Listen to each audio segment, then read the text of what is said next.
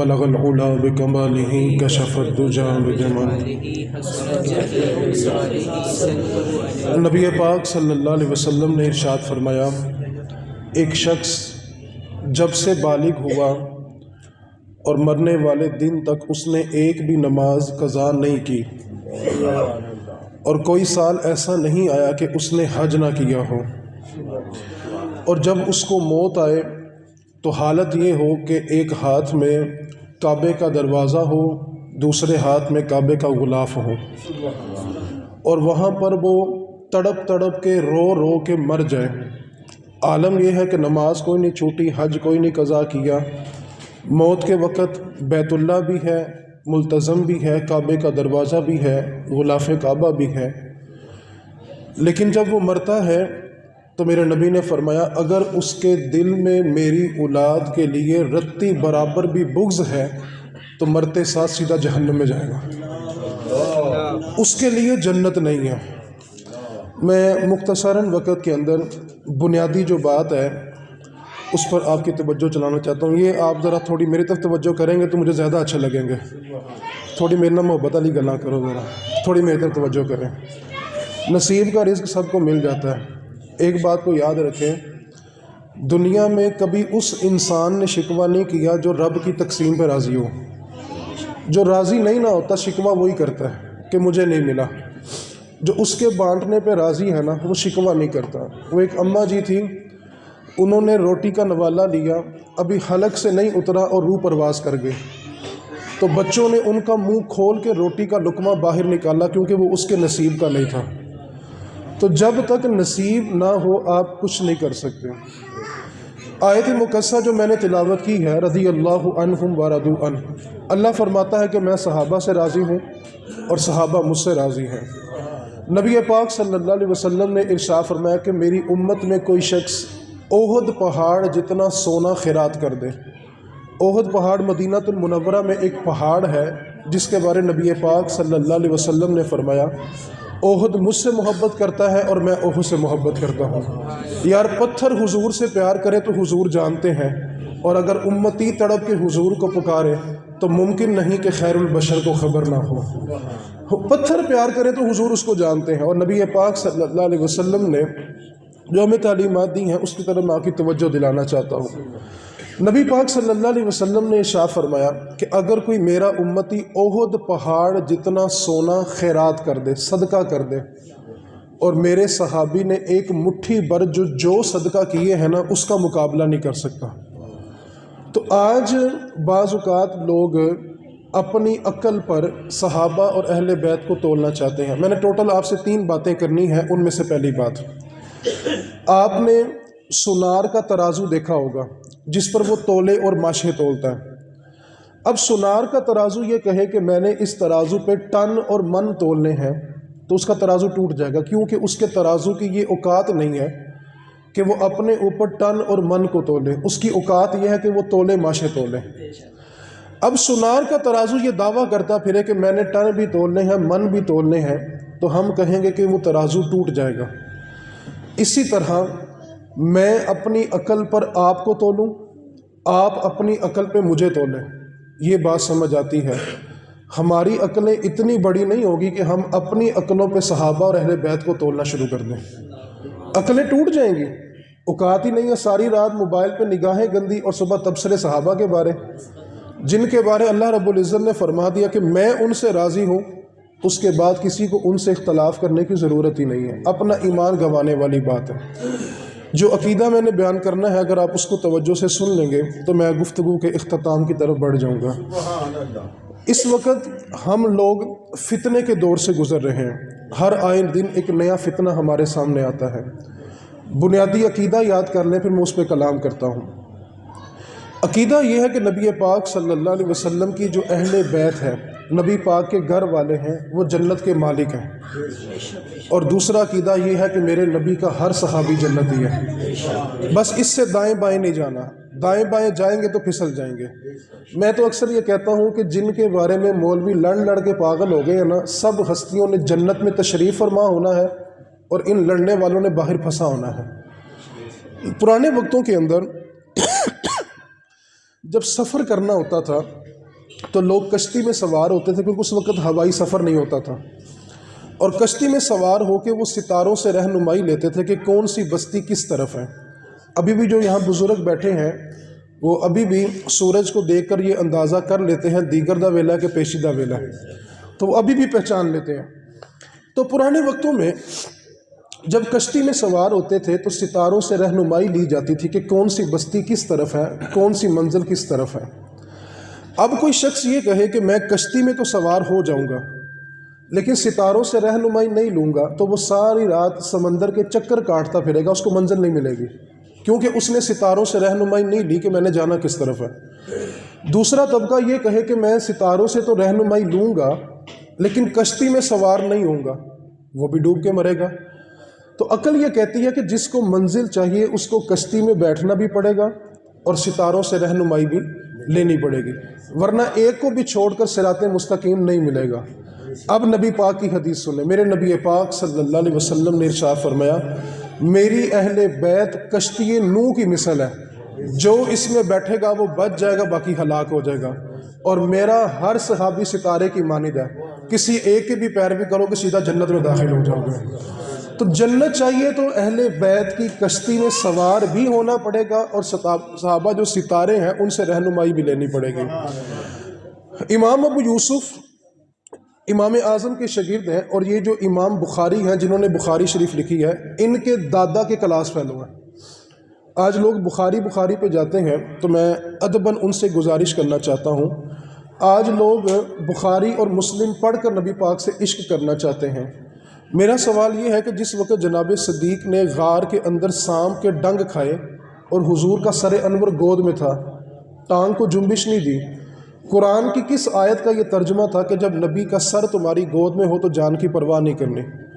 بخاری اور مسلم کی کس حدیث میں یہ لکھا ہوا ہے کہ نبی کا سر تمہاری گود میں ہے تو جان کی پرواہ نہیں کرنی؟ مولا علی نے عصر کی نماز حضور کی نیند پہ قربان کی لیکن اپنے آپ کو جنبش نہیں دی۔ سوال یہ ہے کہ مولا علی جن کا نماز سے محبت کا عالم یہ ہے کہ ایک جنگ کے موقع پہ مولا علی کے پہلو میں ایک تیر لگا اور تیر اندر جا کر اس طرح پہ وسط ہو گیا کہ جب تیر کو کھینچتے تھے تو جسم کٹتا تھا۔ طبیب کو بلایا گیا اور اس سے کہا گیا کہ یہ تیر نکالنا ہے۔ اس نے کہا دو صورتیں ہیں، پہلی صورت تو یہ ہے کہ میں بے ہوشی کی دوائی تیار کرتا ہوں، چند لمحوں کے لیے مولا علی پہ بے ہوشی کا عالم ہوگا تو ہم تیر کو نکال لیں گے، یا دوسری صورت یہ ہے کہ مولا علی کو درخت سے باندھ دیا جائے تاکہ تب تیر کھینچیں تو شدت تکلیف سے وہ کہیں ہل نہ جائے، زخم بڑھ نہ جائے۔ تو مولا علی نے دونوں صورتیں سن کر مسکرا پڑے، فرمایا سنو، علی کو نہ دوائی پلانے کی حاجت ہے نہ باندھنے کی حاجت ہے، ابھی مؤذن نے اللہ اکبر کہنا ہے، علی نے جب تکبیر کہہ کے نماز میں ہاتھ باندھنے ہیں، تم تیر کھینچنا علی کو محسوس بھی نہیں ہوگا۔ اور یوں ہی ہوا کہ آپ نے نماز نہیں تھی، آپ کا تیر کھینچ لیا گیا اور آپ کو محسوس بھی نہیں ہوا۔ میں یہاں پہ کہنا چاہتا ہوں، آج علی کے ملنگ اس بات پر توجہ کریں، جس علی کے ہم ملنگ ہیں نا، ان کی پیدائش بھی مسجد میں ہے، ان کی شہادت بھی مسجد میں ہے، اور ان کا ملنگ مسجد کے قریب سے گزرتا بھی نہیں ہے۔ مولا علی پر جب ابن ملجم نے وار کیا تو آپ کی گردن پہ کیا تھا، سامنے سے نہیں کیا۔ کس کی ہمت ہے کہ علی المرتضیٰ کا سامنا کرے؟ حیدر کرار کے سامنے آئی، جرت ہی کس کی تھی؟ گردن پہ وار کیا۔ امام حسن بڑے بیٹے ہیں، کوفہ کی جامع مسجد ہے، امام حسن گھر سے آتے ہیں، اپنے بابا مولا علی کا سر اپنی گود میں رکھتے ہیں، خون بہہ رہا ہے اور جان جا رہی ہے۔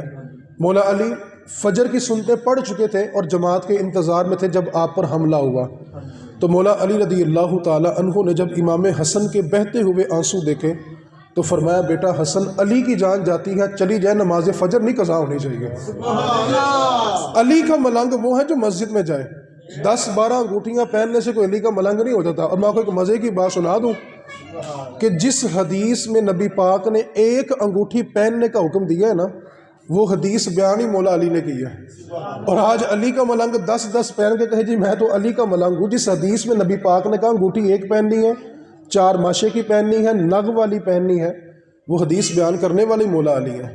تو مولا علی کی پیدائش بھی مسجد میں ہے، آپ کی شہادت بھی مسجد میں ہے۔ تو علی کا ملنگ وہی ہوگا جو 5 وقت سر سجدے میں رکھتا ہوگا۔ خالی آج تو لوگ نعوذ باللہ نشہ کر کے مولا علی کا نعرہ لگا رہے ہیں۔ مختلف طرق سے مختلف الفاظ کے ساتھ یہ روایت موجود ہے کہ مولا علی فرماتے ہیں کہ کسی کنویں کے اندر شراب کا ایک قطرہ گر جائے، پھر وہ کنواں خشک ہو جائے اور کنواں بند ہو جائے، پھر اس پہ سبزہ اگائے، اور اگر بکری جا کر اس سبزے کو کھا لے تو علی اس بکری کا دودھ بھی نہیں پیے گا۔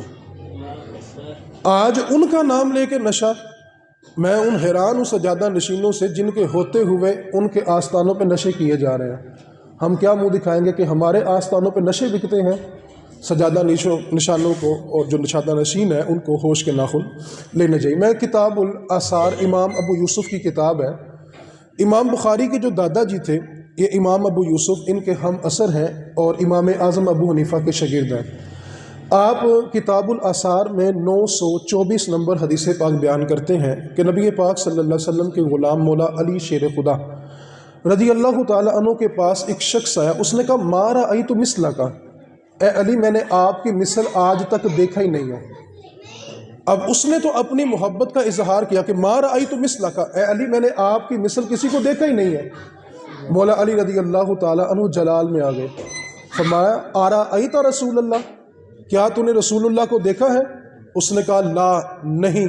کہا کیا تو نے ابو بکر اور عمر کو دیکھا ہے؟ کہنے لگا نہیں۔ فرمایا سن، تو نے اپنی جان مجھ سے بچا لی ہے، اگر تو نے رسول اللہ کو دیکھا ہوتا اور تو پھر یہ کہتا کہ علی تیری مثل کوئی نہیں ہے تو علی نے تیرا سر قلم کر دینا تھا، اور اگر تو ابو بکر اور عمر کو دیکھ کر پھر یہ کہتا کہ ما رأیت مثلک، کہ میں نے آپ کی مثل نہیں دیکھا، تو سوچ اگر تو نے مجھے ابو بکر اور عمر سے حسین کہا تو میں تجھے اتنے کوڑے مارتا کہ تیری چیخیں پورے کوفہ میں پھیل جاتی۔ یہ مولا علی کی تعلیم ہے کہ ابو بکر اور عمر مجھ سے افضل ہے۔ کیا فرمایا کہ میں اس کو 80 کوڑے ماروں گا جو مجھ کو ابو بکر اور عمر پر فضیلت دے گا۔ اس واسطے جس کو صراط مستقیم چاہیے اس کو اہل بیت کا دامن تھام کے کشتی میں بیٹھنا بھی پڑے گا، ستاروں سے رہنمائی لے کر منزل پہ جانا بھی پڑے گا، کسی ایک کا بھی دامن چھوڑ کر گزارا نہیں ہے۔ عقیدہ یہی ہے کہ نبی پاک کے اہل بیت جنت کے مالک ہیں اور میرے نبی کا ہر صحابی جنتی ہے۔ اس عقیدے سے دائیں بائیں ہوں گے تو ایمان پھسلنے کا خدشہ ہے۔ اس عقیدے پر اپنے آپ کو قائم رکھیں کہ ہم ہر ہستی کا ادب کرنے والے ہیں۔ ذرا برابر بھی کوئی جو دائیں بائیں کی بات کرے مہربانی کریں اس کی گفتگو سننے سے اجتناب کریں۔ پہلے لوگ بہت پریشان ہیں، لوگوں کو رزق کے معاملات میں پریشانی ہے، گھریلو مسائل ہیں، اور لوگوں کا ایمان لوٹنے والے ڈاکو پھر بھی باز نہیں آ رہے۔ تو مہربانی کریں اپنی نسلوں کو صرف 2 ٹوک بات سکھانی ہے کہ میرے نبی کی اہل بیت جنت کی مالک ہے اور میرے نبی کا ہر صحابی جنتی ہے۔ اس سے دائیں بائیں جانے کی کوئی حاجت نہیں ہے۔ آخری پیغام اور میں گفتگو سمیٹنے کی طرف جا رہا ہوں۔ آج میرے علم کے مطابق بسلسلہ سالگرہ یہ محفل میلاد ہے، تو 2 باتیں میں صرف اس کے حوالے سے گوش گزار کرنا چاہتا ہوں۔ باپ اپنی حیثیت، اپنی اوقات، اپنی ہمت سے بڑھ کر سب کچھ اپنی اولاد کو دیتا ہے۔ جو چیز باپ کے اپنے پاس نہیں ہے اولاد مانگ لے تو باپ وہ بھی دینے کو تیار ہے۔ باپ اپنی بیٹی کو بیٹے کو اتنا کچھ دیتا ہے کہ جب بیٹی کو رخصت کرتا ہے نا تو قرآن کے سائے میں رخصت کرتا ہے۔ کسی بھی ذی شعور بندے سے پوچھو بھی بیٹی قرآن کے سائے میں کیوں رخصت کی، تو وہ ایک ہی جملہ بولے گا کہ قرآن کی برکت ہوگی تو میری بیٹی کی زندگی میں سکون ہوگا۔ میں اس سے اگلا جملہ کہنا چاہتا ہوں، یار قرآن سر کے اوپر ہو تو اتنی برکتیں ہیں، وہ قرآن سینے کے اندر ہو تو کتنی برکتیں ہوں گی۔ ہم نسلوں کو سایہ دے رہے ہیں، تعلیم نہیں دے رہے۔ باپ ہے وہ بیٹے کو اپنی حیثیت، اپنی طاقت، اپنی ہمت، اپنی اوقات سے بڑھ کر سب کچھ دے رہا ہے۔ نہیں دے رہا تو صرف نبی پاک کا دین نہیں دے رہا، اس کے سوا جو اس کے بس میں تھا اس نے دے دیا۔ نہیں دیا تو نبی پاک کا دین نہیں دیا۔ نتیجہ کیا نکلا؟ آپ اپنی آنکھوں سے دیکھتے ہوں گے کہ اللہ تعالیٰ نے کچھ لوگوں کو بڑا وسیع رزق دیا ہے، لیکن جب وہ دنیا سے جاتے ہیں جوان بیٹے ان کے سر پہ کھڑے ہوتے ہیں، لیکن وہ کسی کو ٹیلی فون کرتے ہیں کہ آ کر ابو کو غسل دے دو۔ خدا کی قسم اس باپ سے بڑا غریب بندہ مرا ہی کوئی نہیں ہے جس کو مرنے کے بعد اس کی اولاد ہاتھ بھی نہ لگائے۔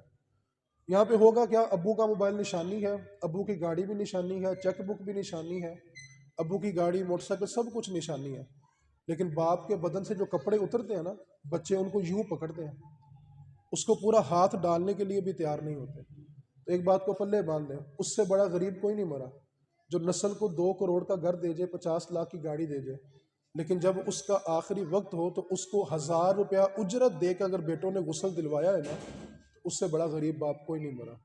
لہٰذا اپنے بچوں کو سب کچھ دیں، اپنی حیثیت، اپنی ہمت، اپنی اوقات سے بڑھ کر دیں، لیکن اتنا دین ضرور دے دینا کہ آپ کو غسل کے لیے ترسنا نہ پڑے۔ ایک بات کو یاد رکھیں، جب بچے کو دین دیا ہوگا نا تو اس کو پتہ ہوگا یہ میرا باپ ہے، میں نے اس کے آگے نہیں چلنا، یہ میرا باپ ہے، میں نے اس کے بیٹھنے سے پہلے بیٹھنا بھی نہیں ہے، یہ میرا باپ ہے، میں نے اس کے روٹی کے نوالا توڑنے سے پہلے روٹی کا نوالا بھی نہیں توڑنا۔ دین ہم نے نہیں دیا لیکن ہم حقوق دین والے چاہتے ہیں، ادب اور احترام ہم دین والا چاہتے ہیں، لیکن اولاد کو دین سے بچا بچا کے۔ امام حسن رضی اللہ تعالی عنہ سیدہ زہرا پاک، سیدہ طیبہ طاہرہ مخدومہ کائنات، آپ کے بڑے بیٹے ہیں امام حسن۔ آپ نے ایک دن اپنے بیٹے حسن سے پوچھا، بیٹا حسن، جب سے آپ نے ہوش سنبھالا ہے آپ میرے ساتھ بیٹھ کر کھانا نہیں کھاتے، اس کی کیا وجہ ہے؟ تو امام حسن فرمانے لگے، عرض کی اماں جی، بتانے لگوں دین کی تربیت کیا ہوتی ہے۔ عرض کی اماں جی، میں آپ کے ساتھ بیٹھ کر کھانا اس لیے نہیں کھاتا، ایسا نہ ہو کہ روٹی کے کسی حصے پر آپ کی نظر ہو اور اگر حسن نے وہ لقمہ توڑ لیا تو کہیں ماں کی بے ادبی نہ ہو جائے، میں اس خوف سے آپ کے ساتھ بیٹھ کر کھانا ہی نہیں کھاتا۔ تو اگر آپ کو ادب، احترام، پروٹوکول دین والا چاہیے تو نسل کو دین دینا پڑے گا۔ دین سے بچا کر آپ دین والا پروٹوکول مانگیں، ایسا کبھی نہیں ہوگا۔ اس واسطے دین کی طرف آئیں، اپنی نسلوں کو دین دیں تاکہ آپ کی زندگی بھی آسان ہو اور مرنا بھی آسان ہو۔ آپ نے بیٹے کو سب کچھ دے دیا لیکن اس دن کے لیے بھی تیار رہنا کہ جب یہ بیٹا آپ کو ہاتھ بھی نہ لگائے۔ اس واسطے بیٹے کو اتنا دین ضرور دیں کہ آپ کی میت غسل جنازے کے لیے نہ ترسے۔ ماں باپ کے ساتھ سب سے بڑا دھوکہ یہ ہوتا ہے کہ کوئی اس کے جنازے میں اس کی اولاد خاموش کھڑی رہے، اس سے بڑا دھوکہ ماں باپ کے ساتھ اور کوئی نہیں ہو سکتا۔ لہٰذا اگر آپ چاہتے ہیں کہ اولاد کی بے وفائی سے بچ جائیں، ان کو دین پہ لگا دیں، اللہ ضرور کرم کرے گا اور اس کو صراط مستقیم عطا فرمائے گا۔ بعض اوقات انسان پریشان ہوتا ہے لیکن اللہ کی بارگاہ سے نا امید نہیں ہونا چاہیے، اللہ ضرور کرم فرمائے گا۔ آج 6 رجب ہے، خواجہ معین الدین چشتی اجمیری رحمۃ اللہ علیہ آپ کا یوم وصال ہے۔ ہمیں بچوں کو سکھایا گیا کہ جس کے دربار پہ ڈول بجے وہ ولی ہوتا ہے، ایسا نہیں ہے۔ خواجہ صاحب فرماتے ہیں کہ جو شخص نماز کی پابندی کے بغیر یہ کہے کہ میں رب کا قرب حاصل کرنے لگا ہوں، سب سے بڑا جھوٹا ہی وہ ہے۔ نماز کی پابندی کے بغیر کوئی اللہ تعالیٰ کا قرب حاصل نہیں کر سکتا۔ ایک بات کو یاد رکھیں، جو بندہ اپنا ظاہری جسم پاک نہیں نہ کر سکتا وہ آپ کا باطن کبھی نہیں پاک کر سکتا۔ یعنی 6 مہینے وہ غسل نہیں کرتے تو وہ آپ کا من کیسے پاک کریں گے؟ اس واسطے ایسے لوگوں سے اپنے آپ کو اور اپنی نسلوں کو محفوظ رکھیں۔ اللہ کریم کی بارگاہ میں دعا اللہ تعالیٰ ہم سب کو عمل کی توفیق عطا فرمائے۔ اب جس کے جی میں آئے وہ حاصل روشنی کرے، اب جس کے جی میں آئے وہ حاصل روشنی کرے۔ ہم نے تو دل جلا کے سر عام کر دیا، وما علینا الا البلاغ المبین۔